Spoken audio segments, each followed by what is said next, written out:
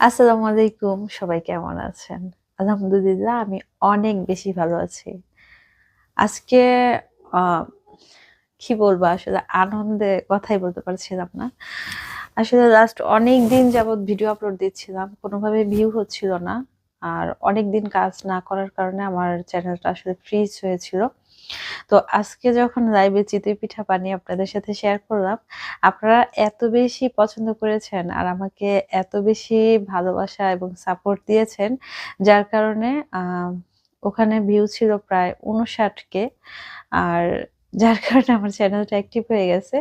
আলহামদুলিল্লাহ আপনারা সবাই এভাবেই সাপোর্ট করবেন। আর এই উপলক্ষে আমি আপনাদেরকে আগামীকাল রাত ৮ টায় লাইভে কিভাবে পোলার চাল দিয়ে চিতই পিঠা তৈরি করতে পারবেন অনেক সহজভাবে সেটা আপনাদের সাথে শেয়ার করব। আর আশা করছি এই ভিডিওটা আপনাদের কাছে অনেক ভালো লাগবে। তো কি বলবো আসলে আই এম সো এক্সাইটেড। আ সবাই এরকমভাবে আমার পাশে থাকবেন, সাপোর্ট করবেন। সবাই ভালো থাকবেন। আল্লাহ হাফেজ। আসসালামু আলাইকুম।